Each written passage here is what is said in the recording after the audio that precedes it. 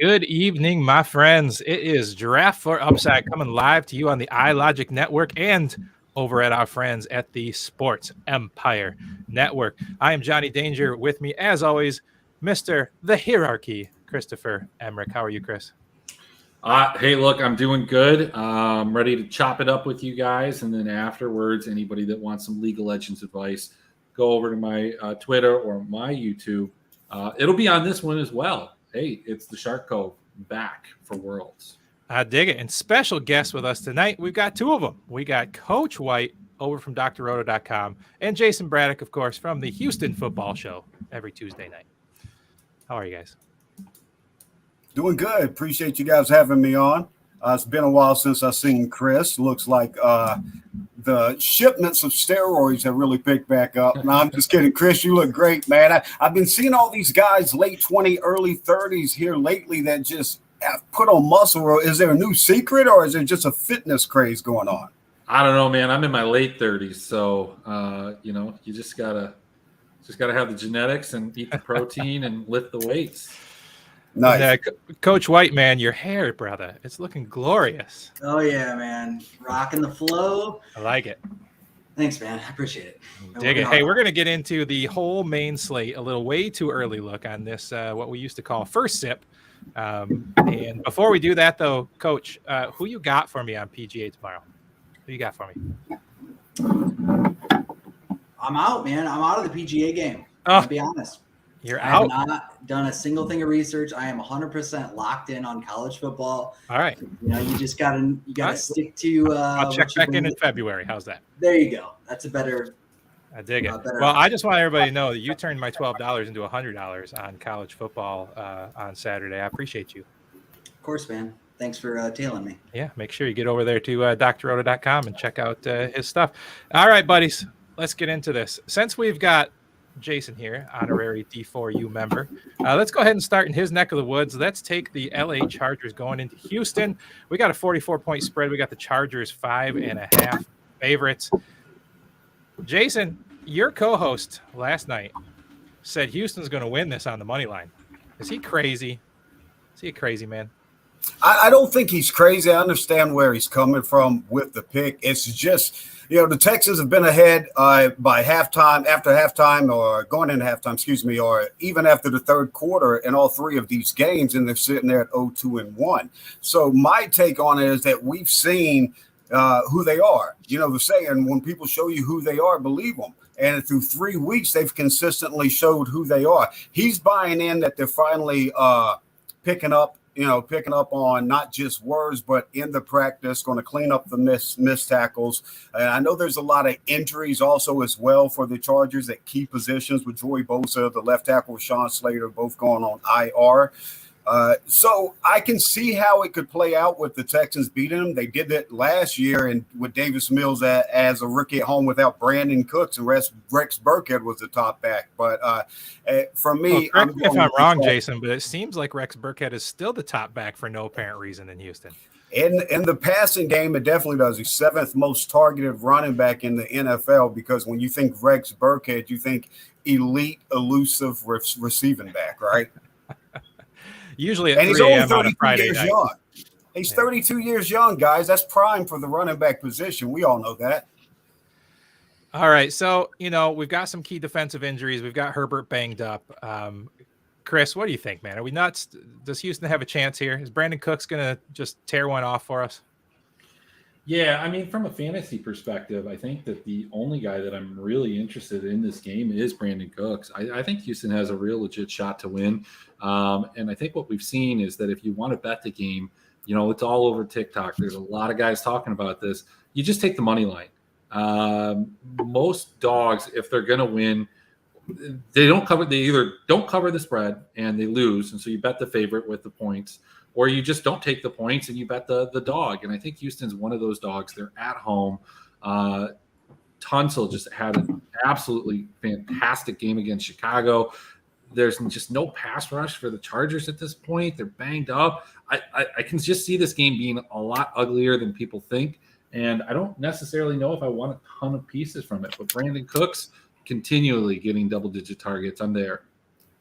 On the other side, Al, we got a little bit of a banged-up Herbert, but Mike Williams still managed to pull a good game. Eckler's been okay.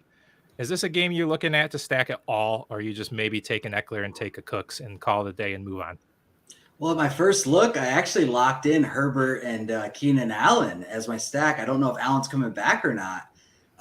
Looking at who Houston has played, I mean, Indianapolis, which is an in-division rival, they know how to game plan against them. It's been the Bears and Denver who have been atrocious on offense. They haven't played a real air raid offense. So why don't we think that Herbert at sub 10% ownership can win us a tournament? I mean, I actually thought it was a great play. Listening to you guys, I don't know what the hell I'm talking about apparently, but I love Herbert and Keenan Allen if he's back this week. Hey, one of Chris's signature plays is stack the injured guys that are probably going to play because it saps some ownership off of them. And if you're right, you can win big. Yeah, the problem, I mean, and maybe this is where you get the Chargers at the lowest ownership that you probably will see from a team of their caliber, the hype that they had coming in. It's just all of these different injuries that they have, the way that they're using their players. Like Eckler is just not playable in DFS. You're probably looking to either trade or trade for him, depending on how high or low you are on him in seasonal. I don't hate it because Herbert at 7K certainly has the ceiling that some of these 8K quarterbacks have, and almost all of them are priced up. So it is a step down, but it's a risky play, but maybe it'll pay off. All right, before we move on, Jason, one more thing. The Texans have pressured the quarterback more than any other team in the first 3 weeks. Is that a fluke of who they played, or are they going to put the pressure on Herbert too? It's a little bit of both. Jerry Hughes tied with Khalil Mack and a couple other guys, second in the league with sacks. First sack high with 4.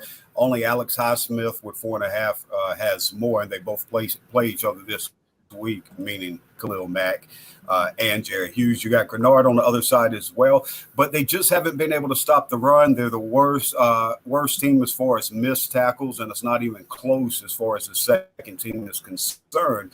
So they do catch a benefit getting the Chargers here. As Chris mentioned, Eckler's been unplayable. I mean, he's the worst yards per carry at 2.5 in the NFL right now. And so his only saving grace has been with Herbert injured. He targeted him, I think, 8 times last week. I want to say he's the most targeted running back in the NFL with 22, if I'm not mistaken, speaking on Eckler. So he still has value in that aspect, but not in the running game at all. They're 32nd in rushing attack. So the Texans get a break because they're one of the worst stopping the run. The passing game is going to be key here. My only question to Coach and to Chris and yourself, Danger, is how concerned are we with the fractured ribs? Because he definitely didn't play like himself last week and did look for the underneath routes a lot. I'm pretty concerned. That's kind of where I'm at on this game. It's just there's a lot of question marks. I think that there are just definitely some other spots that I prefer to go to, but I wouldn't hate anybody taking some shots on the Chargers. I mean, it's definitely a high risk, high reward type of situation. Fair enough. All right, let's get the next game boring out of the way. We got the Chicago Bears heading to the New York Giants, 2 of the slowest paced teams out there. I said at the beginning of the year, Barkley was going to be better than Kamara. And so far, it's been pretty right. I like Barkley. I was really in love with Sterling until he blew his knee out. I don't know. Anything to love in this game besides Herbert if Montgomery sits and Barkley as always for the Giants. Anything interest you here, Al? What do we know? Oh, go ahead, Al. My bad. Well, no, I mean, do we know if Kadarius Toney's going to play? Because, I mean, that's where the targets go, right? They can't trust Galladay. He can't separate. He's dropping passes in the open field. I mean, at 4,100, Toney, even if he gets 6 targets, catches 5 of them for 40 yards and a touchdown, you're hitting value. That's not what you want in a tournament necessarily. But they have nowhere else to go with the ball outside of Barkley. And the Bears have been gashed, on the ground so often they can't, expect the Giants to just run.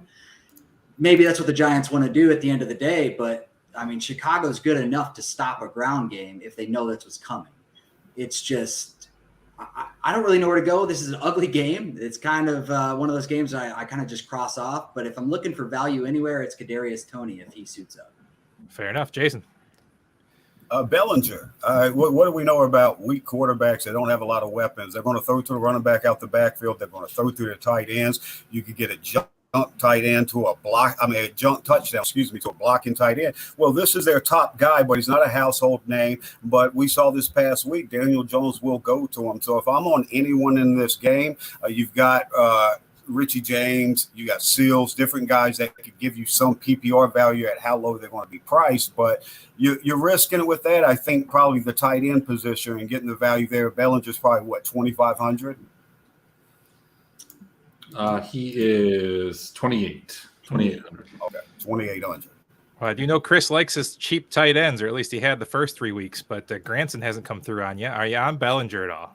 I was on Bellinger in week 1, and he didn't come through that week. But, yeah, look, I think the only plays that I would even remotely consider would be Bellinger and maybe Richie James. I like Toney too, but even if Toney plays, how long does he play? He's a guy like Sterling Shepard that just gets hurt consistently. I mean, the guy has been hurt more his NFL career than probably more than the Chicago Bears have attempted passes. So I'm just not there. I'm not there in this game. It's a 39 total. It's ugly. Probably better places. I can agree with that. Is one of the better places the Seattle Seahawks coming to Detroit? Is this a bounce back win for Detroit? They have put up third most points in the league so far. Swift probably going to miss the game, right? Jamal Williams steps right in. St. Brown get hurt too, a little dinged up or not? Yes, all three. They've got 3 wide receivers that were either limited or didn't practice today, and St. Brown, Josh Reynolds, and I don't know if it's Chark or not, but yeah. So I mean, if you're on, and then even Hawkinson at tight end is banged up and didn't practice today. So yeah, another thing like the Giants, if you're on the Lions at all, I think you're going cheap. Yeah, I'm a little concerned here. I mean, the Seahawks looked like they were kind of putting it together. Lockett's having a good connection with Geno Smith, and I'm made several bets the Lions wouldn't win more than 6 games. So I kind of need a home loss here. Chris, what do you think? Yeah, I think the Lions are going to win this game, but I don't think it's going to be it's not going to be one that gets you a ton of fantasy love. I mean, Jamal Williams is going to be massive chalk, but I mean, I've got him projected around 25% right now, and I don't know if I really want that. Man, it's tough. I mean, he's done well outside of in the role that he has in vulturing a couple touchdowns, but I think we saw a couple times last year, pre-Green Bay days, there were a couple games where without Aaron Jones, he showed he could be an RB1. But in Detroit, that just necessarily hasn't been the case. He's priced up to 6,100. I'd love to play Amon-Ra St. Brown if he's playing. I was the biggest Tyler Lockett guy in the preseason shows that we did. And yeah, I mean, I might stick there. I might, because I think Metcalf is going to get the tougher matchup. And yeah, I think Tyler Lockett's my play here. I don't want to stack it though. No thanks. Oh, I think Tyler Lockett's going to find his way into a few lineups. Let's keep moving down the road. We've got the Jacksonville Jaguars and the Philadelphia Eagles, 2 kind of surprises on the year. The Philadelphia Eagles have been outstanding. The Jaguars have proven that they just needed to shed Urban Meyer. Where are you going here, Al? You still on the James Robinson train? I don't see why not. I mean, James Robinson has been elite production like he was 2 years ago. He's busting off 35-plus yard runs in multiple games this season. He's seeing receptions out of the backfield. Obviously, it's a little bit scary because ETN is bound to burst one of these games. But 6,400, if we get Jamal Williams at 25% ownership, I will 100% play James Robinson over him at $300 more. And we're looking at maybe 8 to 12% ownership there. What do we think? No, he's gonna be sub 5, sub 1, maybe. James Robinson's not going to be owned. I guess the concern I have with James Robinson is that the Jaguars have seen a lot of positive game scripts, probably more than they've seen in quite a few years. And I don't know if that they're going to get that same positive game script going into Philadelphia against this high-powered offense. So I think that this could be a time to pivot over to ETN. And I think you're going to hear that chatter in the industry. I feel like that. Look, there's a lot of people out here that love ETN. I've been told that he was really good for a long time. I just don't know if that's the case or if it's going to translate. And this has got to be that game for him. So that's where I'm kind of at on the running back situation in this game. I'm still in on Zay Jones, Jason. I like Zay Jones a lot. You took the words right out of my mouth. I think 2,400 less on DraftKings than Christian Kirk. I want to say Kirk's at 6,600. Zay Jones at 4,200.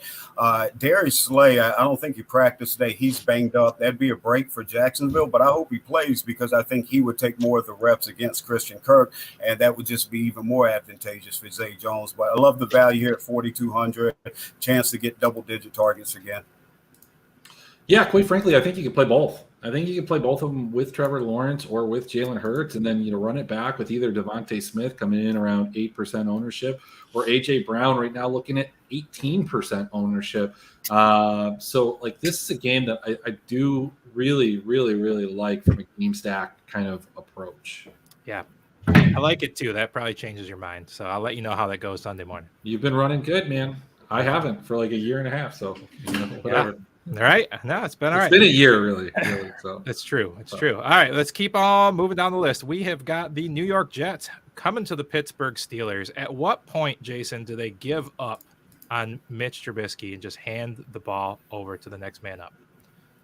I mean, obviously, I don't think they buy into Kenny Pickett as being the guy so much to the point that you've got to throw him in there. So they're going to keep trotting Trubisky out there until it gets to the point where it's just like, hey, at this point, what do you have to lose? Najee Harris is worse in the league right now in yards per touch from scrimmage.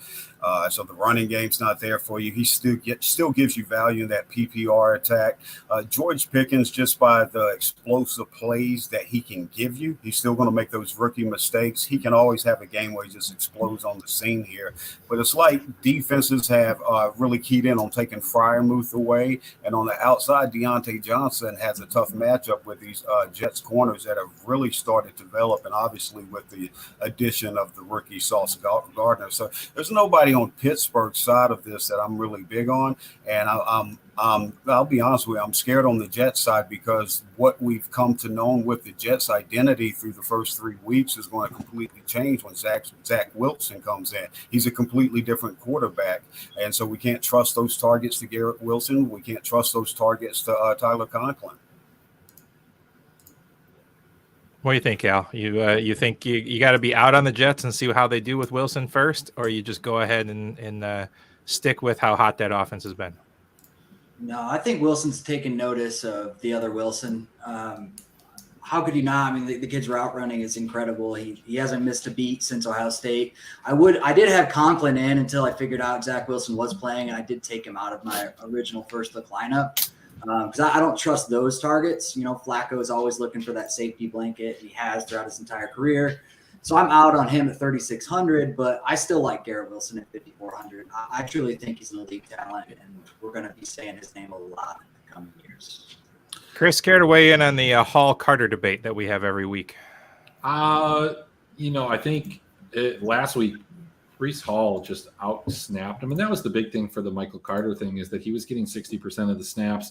Some of those days he was getting more of the targets, other days he wasn't. But if this turns into a 50-50 or he's getting less of the target or less of the snaps, then obviously you have to go to Hall. But the one guy that I definitely have some interest in is Deontay Johnson. This guy continues to get double-digit targets. Doesn't do a ton with them, but I think that's going to change at some point. 12, 10, and 11, 7, 6, and 8 for 55, 57, and 84. A touchdown is on the horizon for a guy with this type of volume. And at 6K, you're not seeing a lot of guys that just have that level of market share within their offense.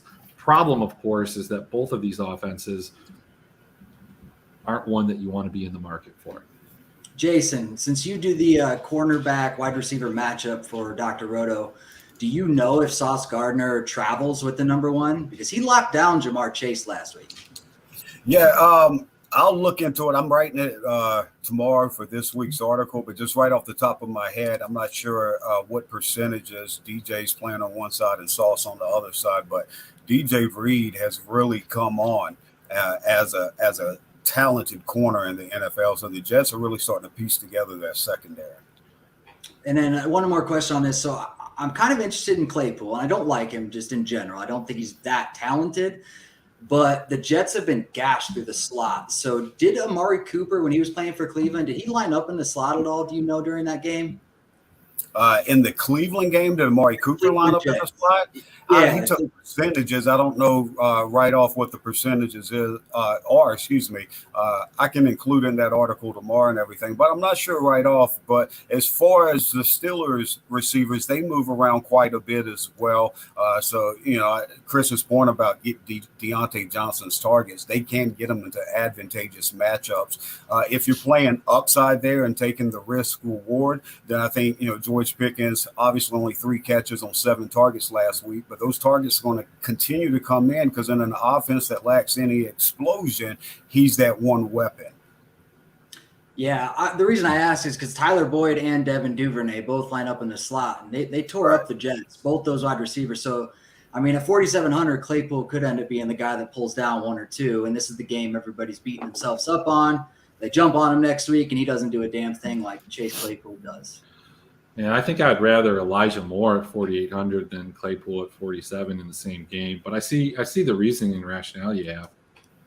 Yeah, I lean towards Chris on this as far as that connection that Zach Wilson hasn't played a regular season game with Garrett Wilson.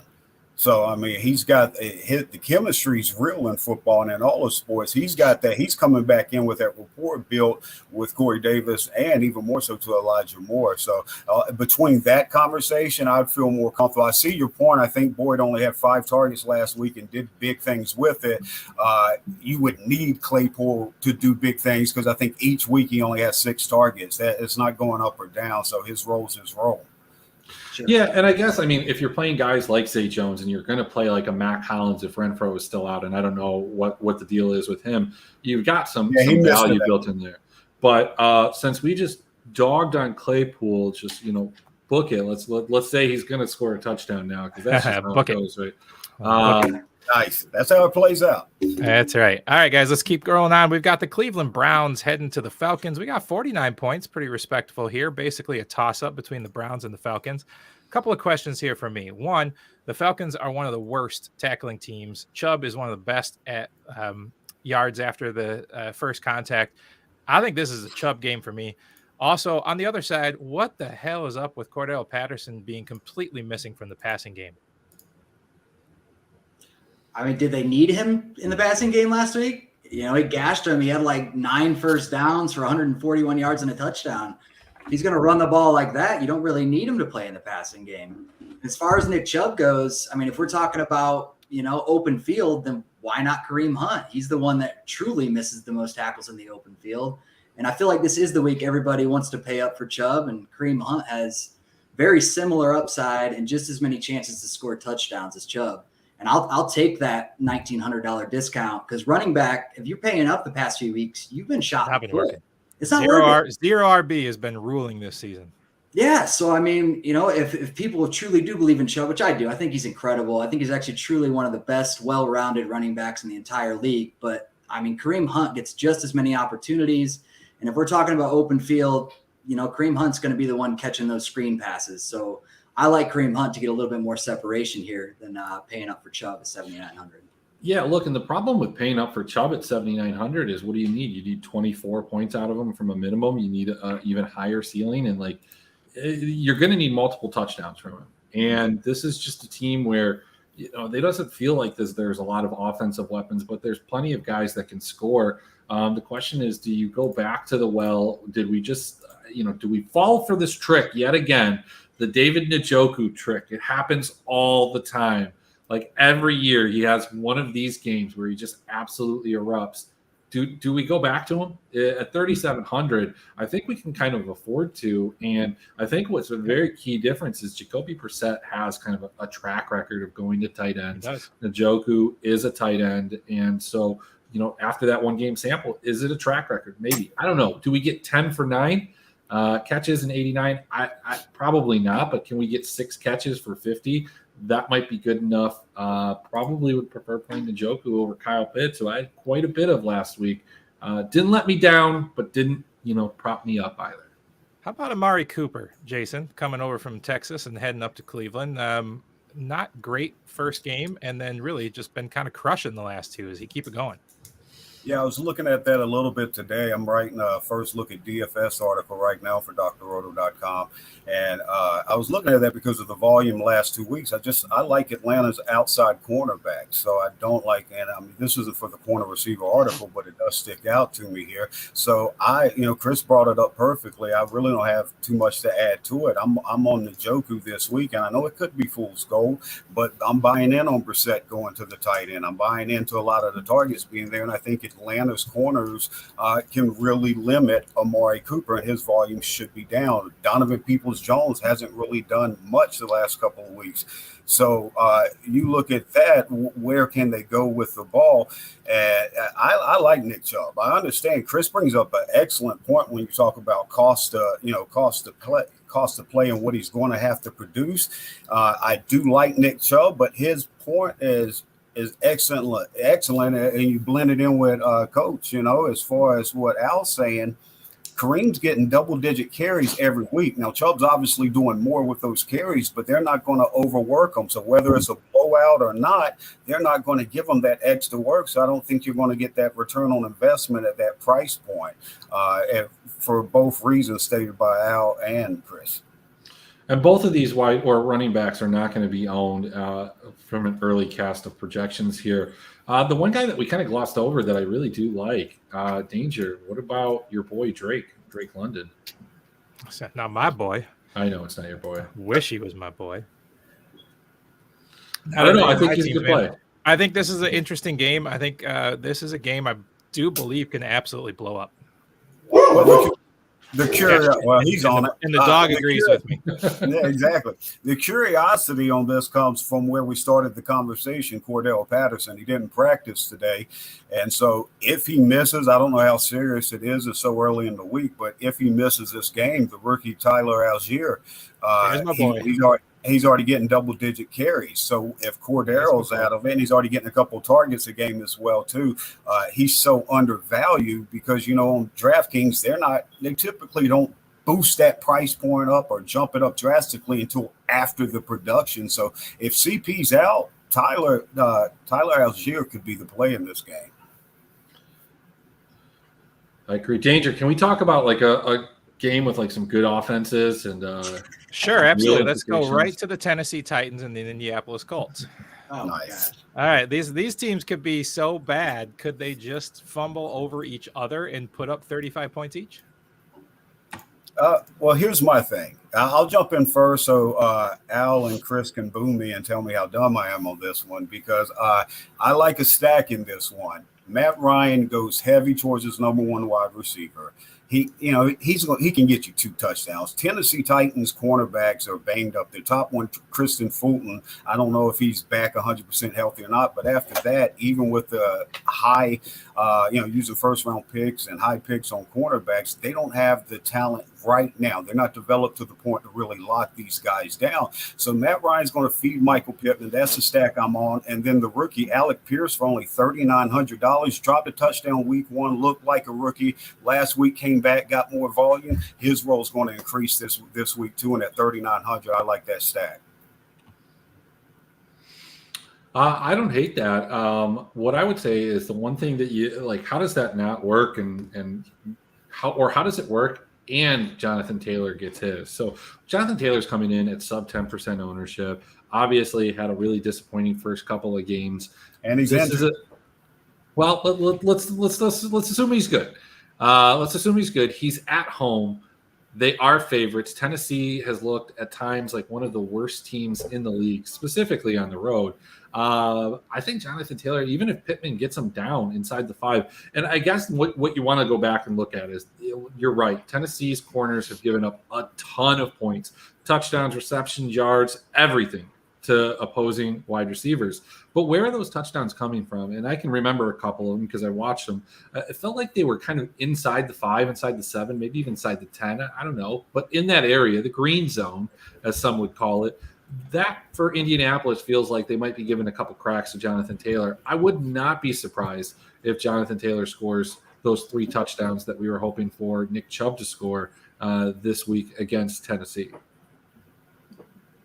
Yeah, I mean, if I am going to pay up, like if it's between Chubb and Taylor, I know it's $900 difference, but I'm taking Taylor 10 out of 10 times.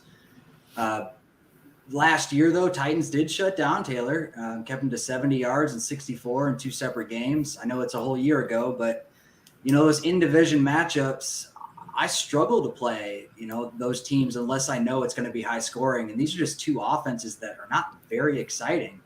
So in a divisional matchup with 2 non-exciting teams, I'm going to look elsewhere, especially if I'm essentially putting myself in crutches paying $8,800 for Jonathan Taylor. That forces me to pay down for people like Bellinger at $2,800, which might not be a bad play, but that's still, anything under $3K, you're really just crossing your fingers and hoping for a touchdown. Yeah, Jonathan Taylor, my last thoughts on this. Jonathan Taylor's had about 300 carries. I think his freshman year in college was 299, but for 5 seasons straight, he's had over 300-plus carries. His workload's heavy in the last 2 weeks. Teams are really just stacking the box because they know to throw to Michael Pittman. They don't have a tight end to scare you, and they're not, Paris Campbell's not doing anything, and they're not scared of Alec Pierce at this point. And so, I know we said let's assume that everything's okay with Jonathan Taylor. Well, let's assume that everything's not. And if he's injured and doesn't play, or if he goes in this game less than 100% and gets injured, who's their next back in line? One of the most targeted running backs in the NFL, and Nyheim Hines, who's not going to take 15-plus carries in a game. It's going to be a passing attack to Nyheim, to Pierce, to Pittman Jr. as well. So, or any point in between, getting value on Nyheim Hines' price, and you're getting value on Alec Pierce as well. And Matt Ryan's going to cost you what? And DFS $5,600 on DK. Yeah, I mean, I hear what you're saying, but I think that when you're looking at like a Nyheim Hines situation, I think that that's more suited towards like a player prop or a same game parlay than playing it like on DraftKings, because you plug them in at 4,700, you could that could just blow up your lineup. You're kind of hoping for a really weird set of circumstances, and if you do it in a same game parlay, sometimes you can get enough that what you're getting, it doesn't kill it. So like one of the same game parlays that I had last week that just barely missed is I had the over on Herbert's rushing yards, and that hit just so easily. But first quarter, yeah, it was like 44.5. I bought all the way up the maximum yards it would give me. And Montgomery went down, and it was wonderful. But the Texans line didn't give up 2 sacks. I needed 1 more sack. It was part of the parlay. But yeah, Danger, can we please let's go to this? We're running low on my time here. Can we go to the game that I think is going to draw the most attention overall, the Buffalo-Baltimore game? I guess if that's where you want to go. I guess I do like Treylon Burks for what it's worth. If you're running it back, yeah. Yeah. All right, let's go to Buffalo and Baltimore here. 2 absolute powerhouse teams. Where is the good chalk here, Chris? Where's the good chalk? Is it just Lamar? You just got to play him? Look, man, I don't think that there's necessarily that much chalk in this game. I think overall, if you put the pieces together, it's going to have a ton of ownership, but they're going to take away from each other. I've got Josh Allen coming in way above Lamar, but the thing that I saw about Lamar came from Warren Sharp is that Lamar is playing lights out, better than anybody against the blitz. Just better than anybody in a lot of ways. How do you not play Lamar Jackson with the role that he plays in this offense, and it's scoring? And this Buffalo team, coming on the road to Baltimore, this is going to be one that I think could be back and forth. But I think both of these quarterbacks are going to score some points. But I have a feeling Lamar Jackson's going to score more. Yeah, I'm a big fan of starting my stacks with Lamar Jackson this week and just seeing where I can can place that, whether it's with Andrews, where it's with Duvernay, who's been absolutely excellent at low pricing. Where's the price go up to this week? It wasn't even that high. 4,100. Yeah. Yeah. I mean, does he not remind you a little bit of Gabe Davis last year? Like kept scoring, kept breaking out, and they just refused to raise his price. No, not at all.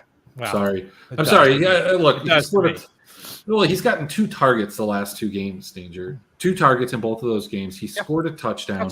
Everybody remembers the first game where he got 2 touchdowns. I don't think that's the guy. I mean, look, I don't hate if you want to put him there and hope that he gets a return touchdown and hope that maybe even like Josh Allen throws an interception or short arms the ball and Baltimore scores another touchdown there and you get some like double touchdown on the defense type of side. But I mean, I think that this is a pretty, isolated kind of where you want to attack as Baltimore. You're playing Rashad Bateman, you're playing Mark Andrews, and then you're making some decisions on the Buffalo side of things. Do you want to continue to just pump it with Stephon Diggs, or do you want to go to Gabe Davis, who is 6,600, and that's just really expensive. That's a lot for a guy who he himself is not getting that type of volume right now. 6'5". I mean, look, he's 6,600, guys, getting 5 or 6 targets when we were talking about Deontay Johnson on a team that's projected to score 1 less touchdown. I know that their ceilings are a little bit different, but Deontay Johnson's getting double the targets at $600 less. And where's Singleton's price right now? He's a guy that's been just getting it kind of done. 5,900. Yeah, that's great. Sub 6 for that guy. Yeah, I like Isaiah McKenzie in this one. Early on in the season, you didn't know if it was going to be Jamison Crowder, if it was going to be Isaiah McKenzie, who's going to be that guy to replace Cole Beasley. This last week, McKenzie got 9 targets. I think Jamison Crowder, which this is crazy for him, he doesn't have that chemistry with Josh Allen. I think his catch rate's only like 50% right now. You're talking about for a slot guy, that's insane. He has that chemistry for whatever reason with Isaiah McKenzie, and he's priced so low. I like McKenzie in this, and like Chris said, I like both quarterbacks, Lamar Jackson and Josh Allen, and I would pay up for Stephon Diggs and come back with Isaiah McKenzie. Hey, Coach, I'm going to run 5 lineups this week, and they're all going to start with stacks of this game. Talk me out of it. Go for it, man. I dig it. Anything to add here before we keep going? Nope. Looks good, man. I mean, you can't really go wrong with this game. I'm sure there's going to be people that choose the wrong stacks and are on the right game, and just, it has that feeling to it. Like, it's going to score points, but somehow it's going to be a Baltimore fullback that ends up catching one of Lamar's touchdowns. And Buffalo's going to get Gilliam again in the end zone. It's going to be a fullback. It was something stupid like that. It's just one of those games. And it is supposed to be a little bit rainy in Baltimore. I know that doesn't really affect, necessarily the play too much. But it's going to score points. It's just not going to be exactly who you expect. It's really not. And I mean, it might end up being Gabe Davis at 6,600, who's going to be the least owned of all of them. So if I would play anybody, I probably would go for Gabe Davis and then run it back. You just can't go wrong with Mark Andrews. He's playing like a number 1 wide receiver right now. So why wouldn't we do that? If we know Lamar's going to throw the ball to him and that's like his true target, then let's not pay up for Amon-Ra at 72 and let's pay for 7,100 to get Mark Andrews. Yeah, I mean, I like a Jackson, Singletary, Bateman, Andrews, McKenzie, like full-on game stack. You can mix and match with that. But I do like to take a look at the way that Buffalo played last week. Think that there's a good possibility, despite the fact that they're favorites here, that they go into this game and that they are trailing or it's relatively close and they end up having to play very similar to the way that they did last week. Only difference is, of course, Baltimore's secondary is not playing nearly as well as Miami's. But, look, they're good back there. They're NFL players. They've had time to shine, and they might shine this weekend. I think Baltimore wins this game. Yeah, I'm a little shocked that Buffalo is a 3-point favorite.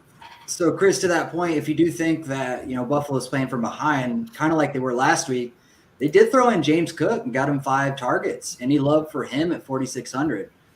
It's not special, but like I'm saying, somebody weird's going to score, and it's probably going to pull from Singletary, and it could end up being the James Cook 1 touchdown from 4 receptions and 40 yards. No, I mean, I like Singletary at 5,900 still. I don't think that he's going to have a ton of ownership. If he can get 8 or 9 catches like he did last week and that type of – if I'm putting that together and that's what I'm thinking, That gets me almost 16 points and almost pays him off there. He's going to have those opportunities to score.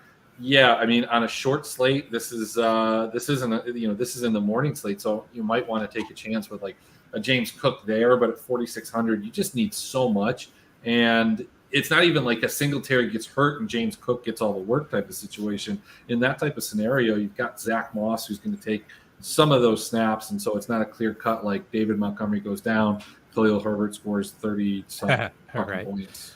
All right, Chris, you trying to get? Go ahead. It's a Dawson Knox week, is what I'm hearing. Right. Absolutely, I think you can play Dawson Knox. You can. Yep. The last guy we mentioned, that's the one. Singletary, throw him with just double stack and triple stack and shit, just one off on a defense and play everybody else from this game, right? I dig it. Hey, Chris, we got time for one more game before you got to take off, and then Coach White and Jason and I will finish the slate. So pick one up, bud. Let's talk about the two teams that are probably more disappointing. One of them was just you could see it from a mile away. We've got the Las Vegas Raiders, who have not won, should have this team together. They have the weapons, but they stopped throwing it to Davante Adams. I don't know what happened with the power of friendship. And speaking of stopping, this Broncos team looked like geniuses all of a sudden playing Javonte Williams, but Javonte and Davante have not been the focal points of this offense, and that, my friends, is dangerous. True. Well done, Chris. I mean, you guys all saw the Russell Wilson sub commercial today, right? Okay, absolutely. It was really weird if you didn't, but I don't know, man. I don't know, man. I talked quite a lot in the preseason shows about how much I did not like Russell Wilson. I did not really like this offense, and I didn't really like this team. So far, I've been right. I also talked how much I loved the Las Vegas Raiders offense and how well they were going to do, and I have been very wrong. This is an interesting game. Yeah, I mean, I was all over Mac Hollins last week, and that did me well. It broke me even. I didn't lose all the money last week because of Mac Hollins. He broke me even. I like that about him. Jason, are you going right back to the well with the Raiders stack? Do you just have to keep playing it because there's just too much talent there?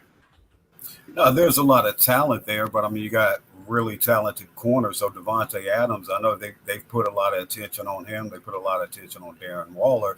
Hunter Renfrow still's not back at practice today, working back from that concussion. So him missing will continue to give those volumes. But if he comes back, and Mac Hollins, that's going to heavily get eaten into there. I don't like the matchup outside for Davante Adams. I mean, Davante's Davante. He's going to still get his production, but I don't like when you're talking about what you're going to have to pay up for on Davante. And I think Mac Hollins probably have a lot of people on him because he's got close to 20 targets the last 2 weeks, if I'm not mistaken. I'm staying away from it. I want to get on Josh Jacobs. I just don't think this is the week. Josh Jacobs has 7 broken tackles run up the middle. No other player in the league has more than 3.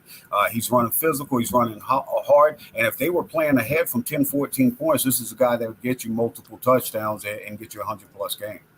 What if I told you that he's going to be one of the highest owned running backs on the day, like over 20%, just behind Jamal Williams? Does that change your opinion of just definitely not wanting any of them? Yeah, I definitely don't want him. I didn't want to be on him before, but I'm surprised that the ownership would be that high because that Denver defense, the Denver offense outside of Cortland Sutton, it's the Denver offense that's not producing. The Denver defense is played, and that D coordinator, that's a smart dude.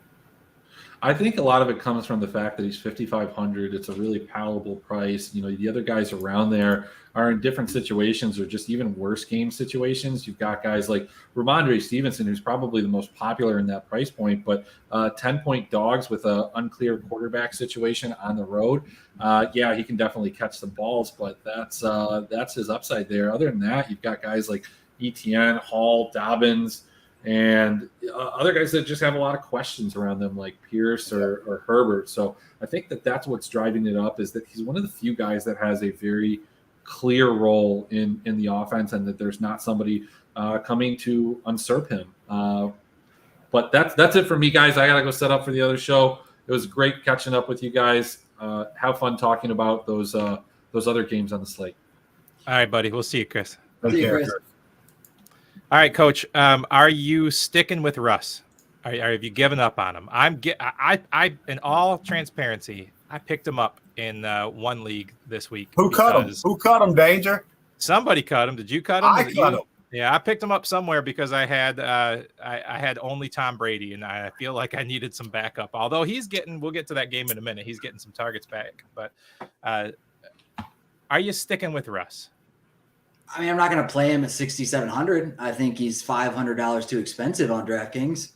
I would consider him at low 6,200, but if I'm playing Herbert, which I am at 7,100, I'm not touching Russ. So. But what I do like is Davante Adams. I mean, he's matchup proof. I know Denver does have really good. I think is it Stingley, Derek Stingley Jr. Is that? No, that's you're talking about Patrick Surtain. So he's going to get a heavy dose of Patrick Surtain. Correct. So Surtain, I mean, but who have they faced? If we really look at it, the number one wide receivers that Denver have played against are, let's see, one moment, please, hold, please.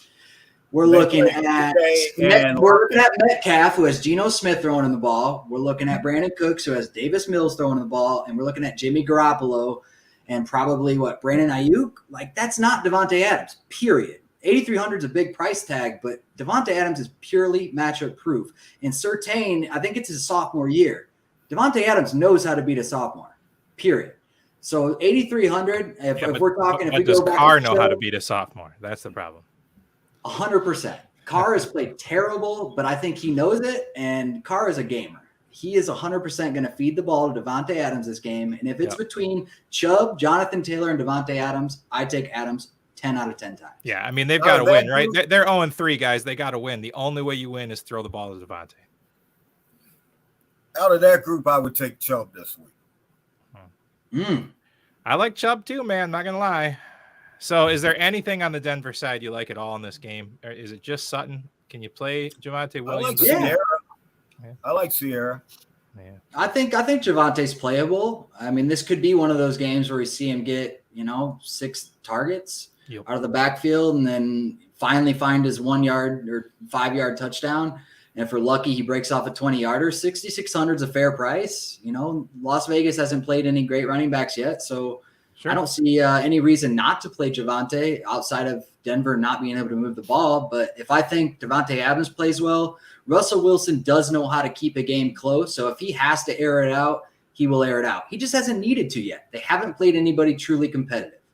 Well, that's true. I thought maybe Jimmy Grapes was competitive for a minute, and then he Dan Orlovsky'd all over the place. I mean, Russ completed 45% of his passes against the Texans. So, I mean, Russ is ranking as one of the worst quarterbacks in the league right now. His only saving grace is Cortland Sutton. So if I'm on anything on Denver, it's going to be Cortland Sutton. The last 2 weeks, nobody else has been existent in the offense. He's got almost like 20 targets to Sutton. It's the only connection he has. So if I'm going anywhere on Denver's side of it, I'm going to go with Sutton on this game. I think that's the issue, though, is because Houston, like you said, they're the highest pass rush team in the league right now. Is that what you said, Jason? Highest pressuring team. Yep. Yeah. So I mean, right now Russell Wilson's trying to be this pocket passer, and that's not who he's been. He's made his big plays on rollouts, and that's where his struggle is. Until he figures out that he can't, just stay in the pocket with this terrible Denver line. Once he figures that out, maybe he's going to watch some game tape this week and realize that, hey, maybe if I do roll out, I can find Jerry Jeudy that can break free in the open field for that 70-yard touchdown. And I don't think Las Vegas is going to pressure enough. So I don't mind Russ this week. Let's put it that way. But I would 100% take Sutton over Jeudy if we're going for Denver wide receivers. You got it. All right, let's step back a minute. We skipped over 1 o'clock games because Chris wanted to move on to the Baltimore game. Let's get back and talk about the Washington Commanders and the Dallas Cowboys. What do we think here? I mean, the Commanders are having a hard time controlling the ball. All the Cowboys want to do is really run the ball as much as they can. It's a possibility Dak comes back. Jason, you're semi-local in the Texas area. I'm in Texas. It's a little same area, Texas. Right? What are you hearing about Dak? Dak wants to play. Are they going to let him play? I don't know. Cooper Rush has been managing it okay enough. He's been able to get the ball, 2 CDs, something Dak couldn't do week 1. When you look at ESPN stats, I believe it's the ones they're the ones that put it out. expected completion percent and completion percent, only Trey Lance was worse than Dak Prescott this year before Dak got injured. And so Dak wasn't playing great. So I think they probably wait and let him get 100%. Now, if he comes in and demands, hey, I want to play, I'm ready to go, then, yeah, I think you give your franchise quarterback the right to go ahead and go. But the one I like in this game, I like Pollard. I think at some point he's going to overtake Zeke this season. And I think we're right there at that fringe. So I'd rather get there early than late. I like Tony Pollard. And, the other side of it. Oh, man, help me out here, Danger. Gibson, yeah. No, not Gibson. Curtis Samuel, excuse me. 5,700 on DraftKings. Yeah. Curtis Samuel's getting double-digit sucking up targets. Carson Wentz has thrown 40-plus receptions 3 straight games. I don't care if he throws a pick or anything else. If I'm on the wide receiver, I love the volume, the 40-plus target, 40-plus pass every week from Wentz. And I like the 10-plus from Samuel at 5,700, man. If he punches you in a touchdown, you got something going.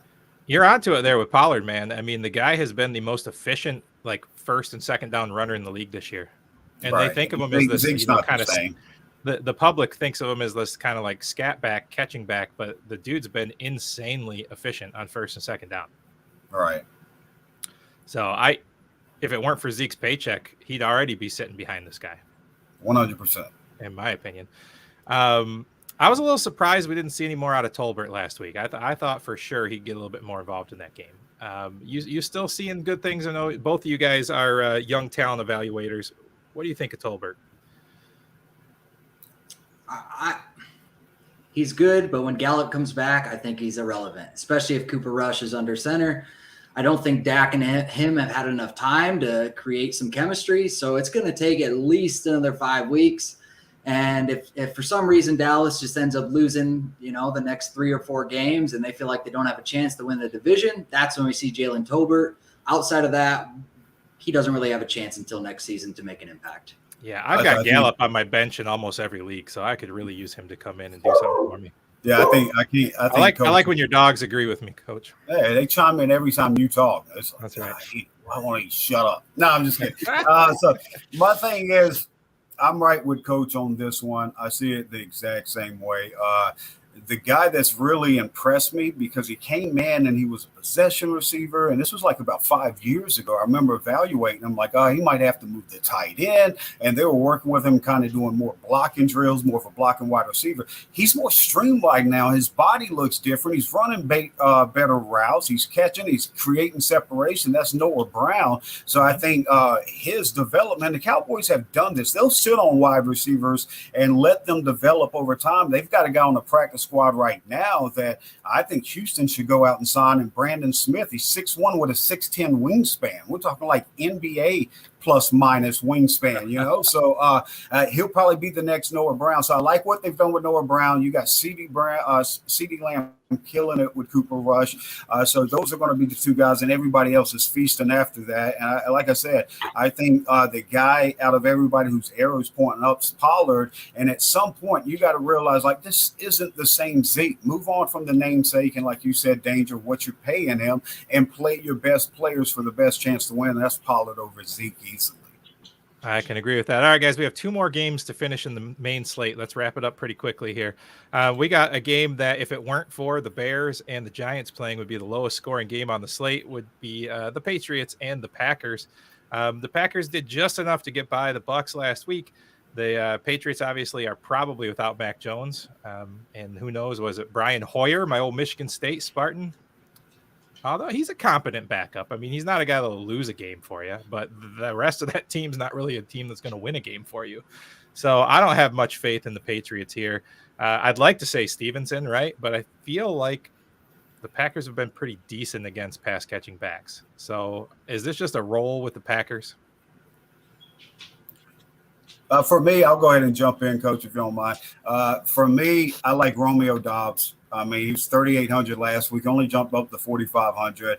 His role continues to grow. We all know Aaron Rodgers loves his vets, and he was building a bond with Sam. He talked about it openly, was frustrated with some of the rookies. Christian Watson's missed a lot of times with injuries. Alan Lazard's still banged up, even though he played last week. He's still banged up again this week. Romeo Doubs caught 8 passes on 8 targets. So, I mean, I think his role is just going to continue to grow if you prove yourself to Rodgers, he's going to continue to go back to you. He's going to I lock think right in. Dobbs too much of a value, and Rodgers still loves his vets, but I think that vet is going to be at the tight end position. Robert Tonyan, I think he relies on him a lot more with this weaker wide receiver core. And Coach, the fun game this year has been picking between Dillon and Jones each week. Is it a Jones game or a Dillon game? It's a stay away game for both of them. Honestly, I don't like it. I don't like the game as a whole. If I'm playing, I think it's going to be very low paced. It is. It's just not exciting. And for DFS purposes, if I'm truly playing anybody, I don't mind Dobbs at all. I was adamant about Christian Watson not panning out in the offseason. And I think Romeo Dobbs is more talented than Christian Watson. And outside of that, Christian Watson, his first time, he had probably an 80-yard touchdown, dropped it. Rodgers, he hates you, period. You're in the doghouse, man. You're out. And I called that. I actually said if he drops one pass that's going to be a touchdown, Rodgers will just not throw you the ball. That's who he's been for his entire career.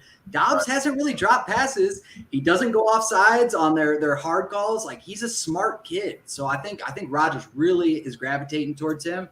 And outside of that, Ramondre Stevenson is interesting because Brian Hoyer is probably going to be starting for New England. So they will need a safety blanket. And let's say Green Bay does go up by 10 points.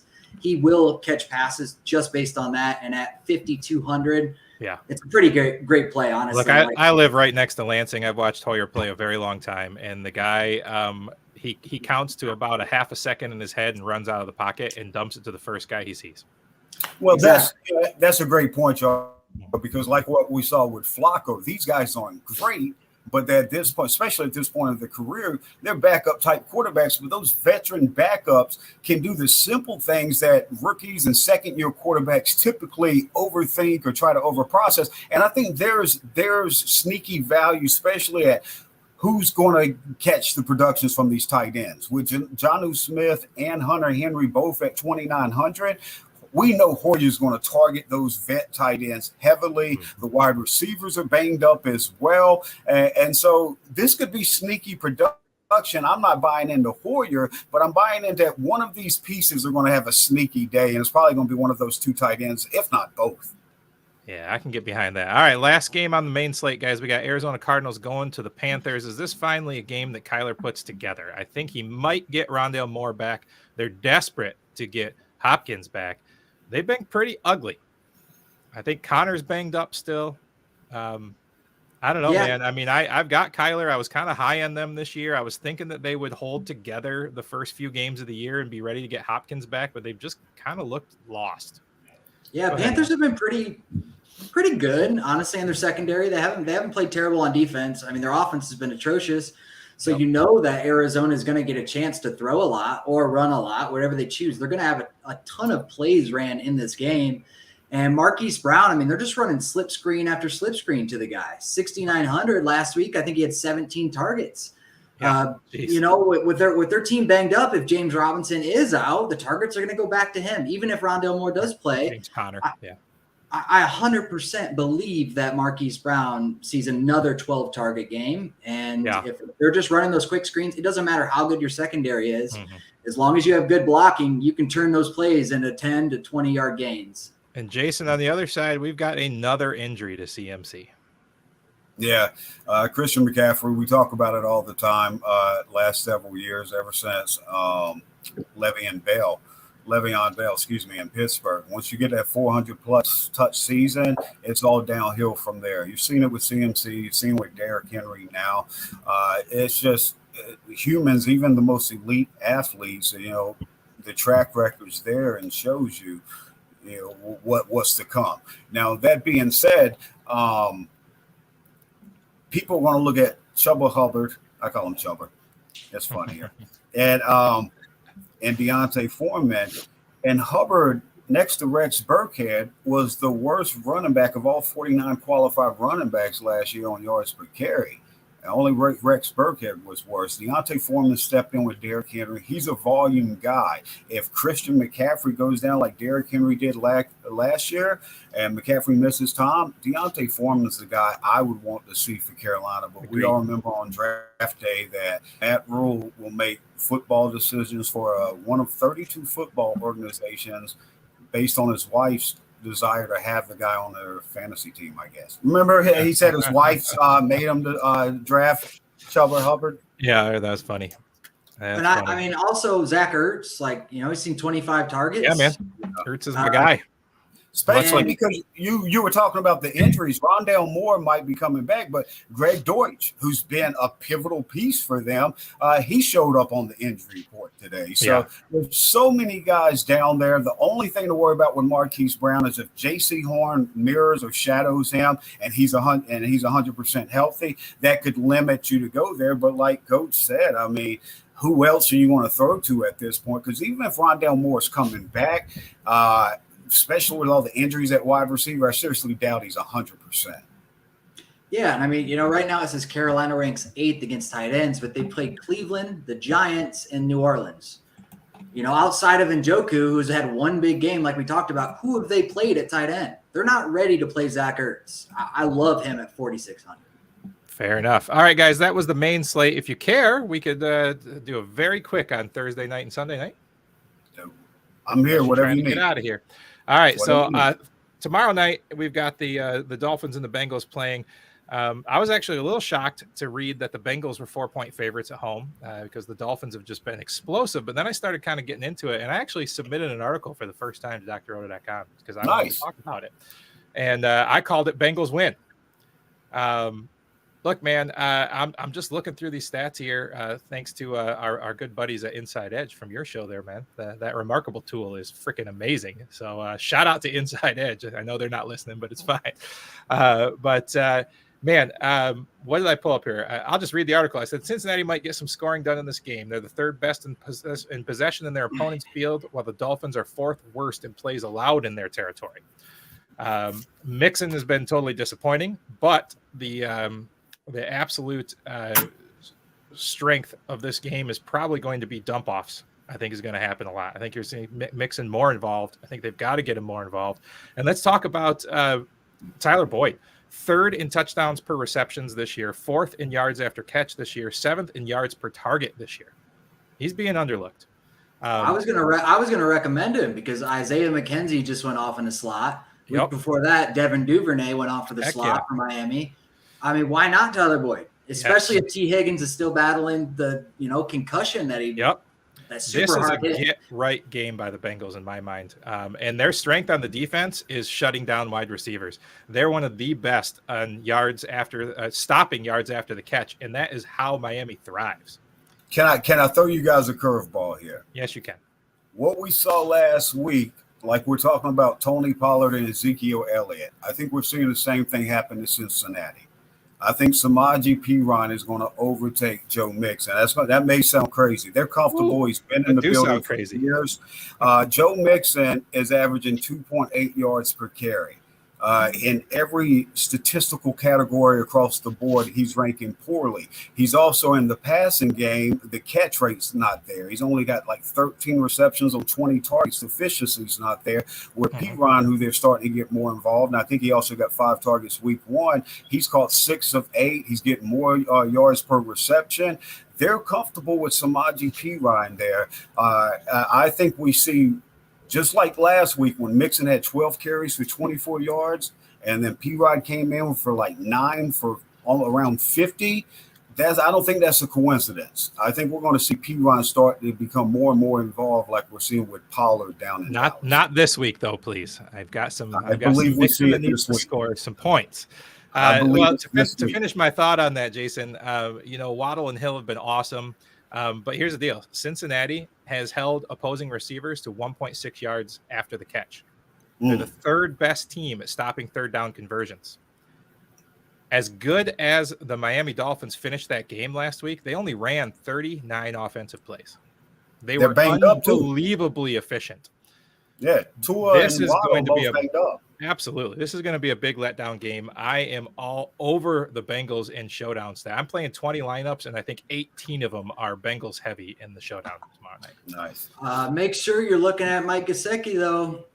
Oh, I got Gesicki all over the place because if Waddle's banged up and Tua is not as mobile, they're going to have to dump the ball. It's going to be Edmonds and Gesicki all night long. I think that's an excellent call from both of y'all. I think Gesicki's only, 4,100 or something like that because Smythe has gotten volume. I don't know what's going on with Gesicki, but the talent's there. And if Bridgewater comes in, I don't think he cares about what's going on with Gesicki. And I think he gets. I think y'all hit it perfectly there. I'm on it with y'all. I also threw one lineup in with Teddy Bridgewater instead of Tua, just in case. Just in case. Just in case. All right, guys. Well, I will let you get out of here. The last thing I was going to talk about was just Tom Brady getting some weapons back. Are we withholding judgment on his season until we see him with Evans? He gets Evans back. He gets Julio back and possibly even Godwin back.